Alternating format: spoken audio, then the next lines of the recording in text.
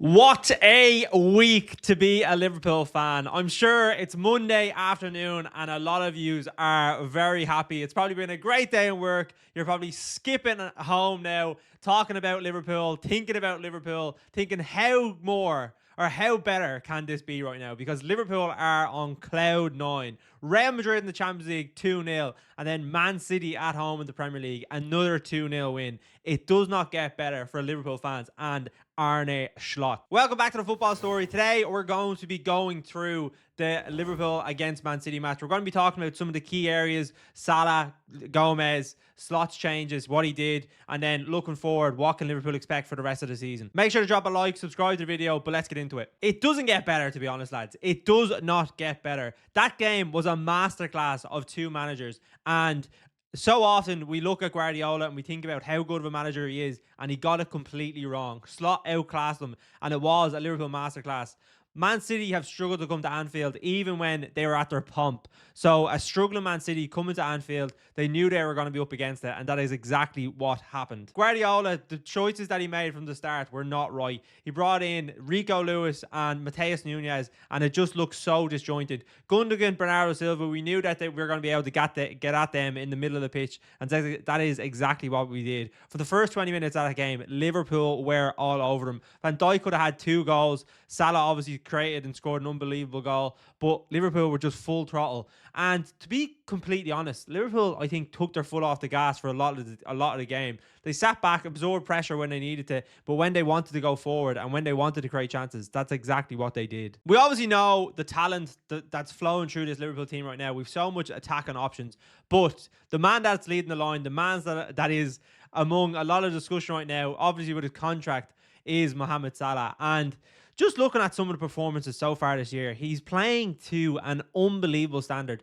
The way he's playing right now, he's going to win a Ballon d'Or. It's as simple as that. And I thought his overall game yesterday maybe wasn't unbelievable, but what you need is in order to win trophies, you need big game players. You need players that can produce in the big moments. And there's no other player in world football right now, practically I'd say maybe other than Messi and Ronaldo in the last 10 years, that produces big game moments. We're going to show you some of the stats now in a minute, because it actually is insane what he's doing. Another goal, another assist yesterday against Man City, and he is the scourge of Pep Guardiola, and this stat backs it up. Mohamed Salah has now scored 12 goals against teams managed by Pep Guardiola, at least 3 more than any other player, the Egyptian Kingslayer. That's from Squawka. We continue to talk about the superlatives of this man, and it just is beyond belief that he's coming into the age of 33 at the end of this season, and he's still producing the moments like this. Liverpool fans are obviously worried. We want him to stay. We obviously want to get the contract right, and to be honest, I'd probably lean toward what Carragher was saying around getting someone signed. Salah is someone that is irreplaceable, so there's no point in us thinking that we're going to go out and be able to replace someone of Salah's caliber. But at the same time, we should not be breaking our whole structure to keep him at the club. I think there's going to be a middle ground found between Liverpool and Salah, and I think that would be the right thing to do. Liverpool aren't like a Manchester City or Man United, where they can just go out and throw unlimited amount of money at players. They have a structure that's in place, and the reason it's in place is so that we don't go on, say, like a run of the way Man United have had, where their whole structure of fundamentally of how they operate is so poorly done that you see the struggles that they now have on the pitch. Liverpool aren't like that, and Liverpool have never operated like that. So they're treating the Salah situation in the same way. But I think the middle ground will be found in the end. When it came to the actual game itself, it was going to be defined by the big game players. And Salah, as we've just highlighted, was the key differential in this game. But on the other hand, you have Salah counterpart Erling Haaland, who struggled throughout. So this is Haaland's stats against Van Dijk: 0 goals, 0 assists, 16 touches, the fewest of any player, 0.19 goals expected, 0 successful dribbles, and 0 duels won. He had a horrid game, and you can tell he doesn't like playing against Van Dijk. Listen, would any other forward like playing against Van Dijk the way that he plays? But it just wasn't Haaland's day. And Haaland, the way Man City play, he's relying a lot on service, and right now he's not getting that. So that's why he's continuing to struggle so far in the last 6 or 7 games. His conversion rate hasn't been what it has been in recent or the start of the season, and that's another key area that he'd want to improve on. But the service is just not there for him, and Man City are going to have to start feeding him, because if he gets the chances, he will inevitably score.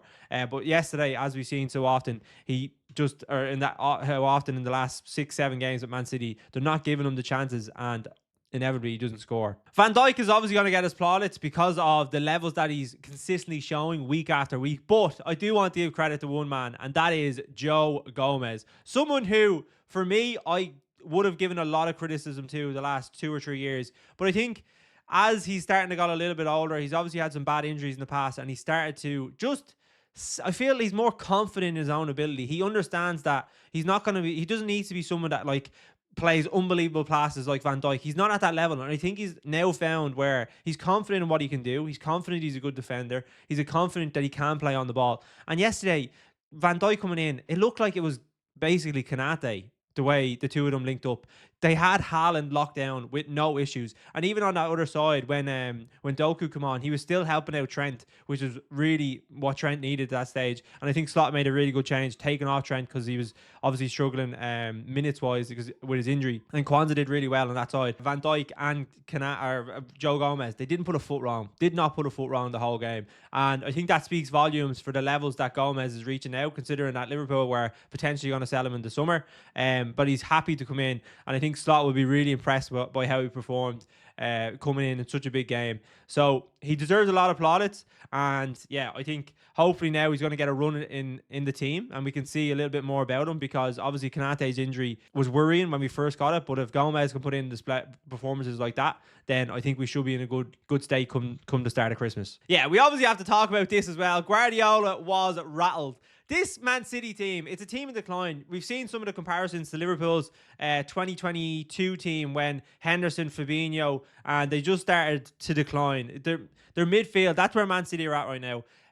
But I wouldn't back against them coming back in the second half of the season, especially if they go and sign someone. He's obviously rattled by the Liverpool fans singing "You're getting sacked in the morning." He puts up the 6 for the Premier Leagues, and I don't mind that. It's a bit of banter between a manager and obviously a fan base, and I think, listen, he has every right to put up the 6 fingers for the Premier League trophies, but I think it is a sign, and I think he realizes he would never react in that usually in that way. I think he realizes that this year is not going to be his year, and he's going to be scrambling to try and get something together, because the last hope now is probably a run in the Champions League. And I think if they obviously bring someone in the January transfer window, they maybe find their form a bit again, then they could go for a late run in that. So I wouldn't rule them out right yet. I think the Premier League is obviously going to be very difficult to come back from, but I don't agree with Carragher that they might not get the Champions League spots. I think they definitely have the quality there. I don't think someone like Spurs or Aston Villa are going to be able to take them out. I'd more see Chelsea or Arsenal dropping off more than anything else. But I think City will be fine with Guardiola, and I think he's probably relishing the fact that